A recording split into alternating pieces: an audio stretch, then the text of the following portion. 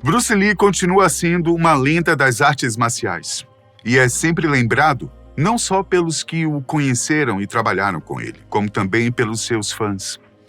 Um de seus melhores amigos, o também marcial Chuck Norris, revelou informações interessantes a respeito da morte de Lee em 1973. Afinal, o que causou o fim de Bruce Lee? Antes de tudo, como eles se conheceram e como ficaram amigos. Uma curiosidade logo de início. Você sabia que Bruce Lee não nasceu na China? Seu pai, Li Huixuan, era integrante de um espetáculo teatral de ópera chinesa, famoso na China. E naquele ano de 1940, em plena Guerra Mundial, sua equipe fazia uma turnê pelos Estados Unidos. A esposa de Huixuan, Grace Ho, que pertencia a um dos clãs mais ricos da China, estava grávida de 9 meses e lá mesmo, em São Francisco, Califórnia, precisou ir às pressas para o hospital chinês de Chinatown, onde deu à luz ao menino Li Junfan. O dia era 27 de novembro de 1940. Esse menino, que nasceu no ano e na hora do dragão chinês, tempos mais tarde, passaria a ser conhecido como Bruce Lee.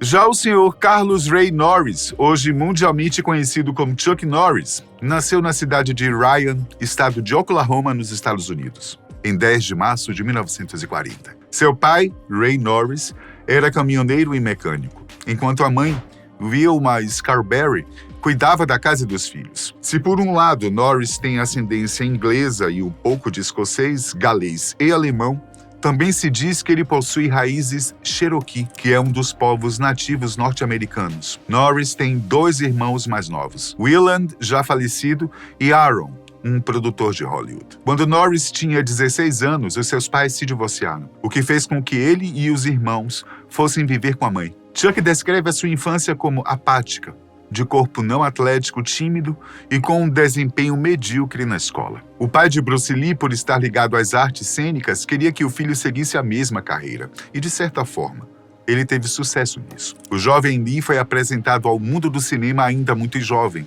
e apareceu em vários filmes quando criança. Lee teve seu primeiro papel como bebê no filme Golden Gate Girl. Aos 9 anos, em 1950, ele co-estrelou com seu pai em The Kid, baseado em um personagem de quadrinhos. Foi seu primeiro papel principal. Quando Lee completou 18 anos, já tinha aparecido em 20 filmes. Depois de apresentar um fraco desempenho e má conduta em uma rígida escola de ensino médio em Hong Kong, Lee foi para a St. Francis Xavier's College, onde seria orientado pelo professor Edward, também treinador da equipe de boxe da escola. Isso acabou fazendo com que Lee passasse a enfrentar os outros garotos na rua e vendo que a solução estava à frente dos olhos. Seus pais, então, o colocaram em uma escola de artes marciais. Então, um amigo de Lee, William Shimuk, o apresentou a Ip Man, um notório artista marcial e professor mestre do estilo Wing Chun do Kung Fu. No início, Lee enfrentou a rejeição devido à longa tradição das artes marciais chinesas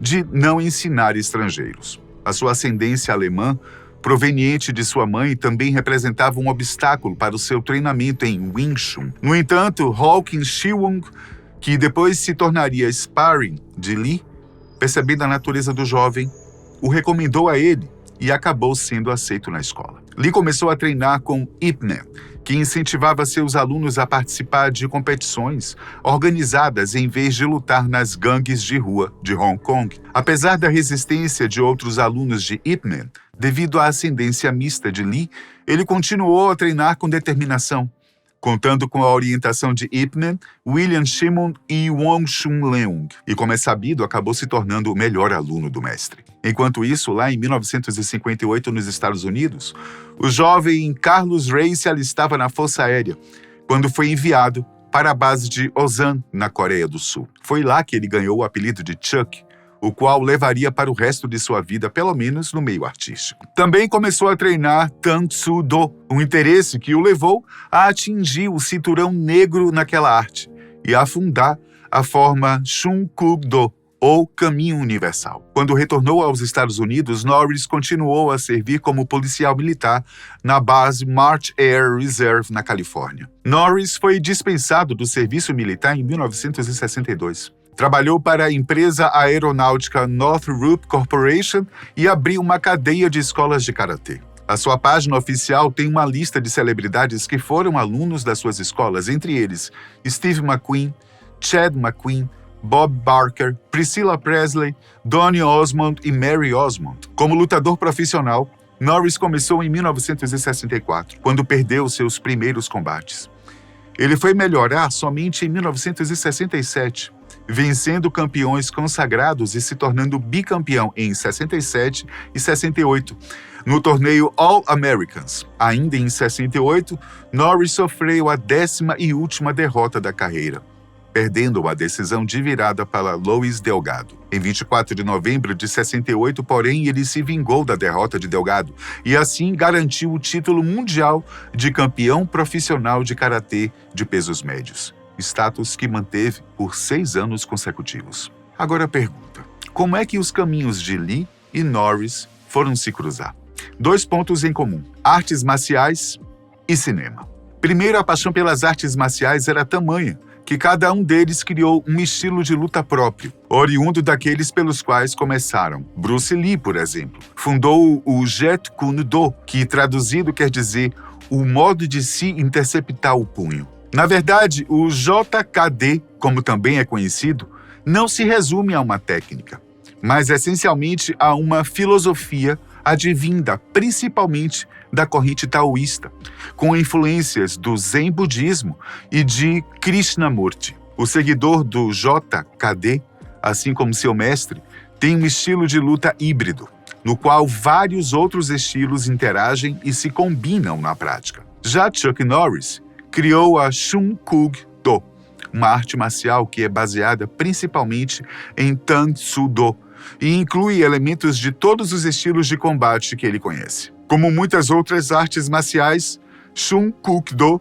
inclui um código de honra, regras de conduta e um sistema de 8 cinturões. Tais regras são do código pessoal de Chuck Norris. Shun Kuk Do inclui as formas Iung da Coreia e a Kata japonesa. A maioria das pessoas são adaptadas a partir do Tang Soo Do e do karatê tradicional. Enquanto Bruce Lee já tinha alguns bons metros de fita rodados no cinema, Chuck Norris só foi parar nas telonas em 1969, num filme dirigido e estrelado por Dean Martin, e que no Brasil foi divulgado com o título Arma Secreta contra Matt Helm. E a partir de então, Norris parece ter gostado da nova função, que inclusive o levou a conhecer aquele que passaria a ser o seu melhor amigo. Segundo disse em uma entrevista, ele e Bruce Lee se conheceram quando Norris ganhou o título mundial de karatê, na cidade de Nova York, em 1968. Dado o fato de ambos ambicionarem vagas nas grandes ligas, acabaram se entendendo desde os primeiros momentos. Daí passaram a treinar juntos e durante 2 anos seguintes, principalmente,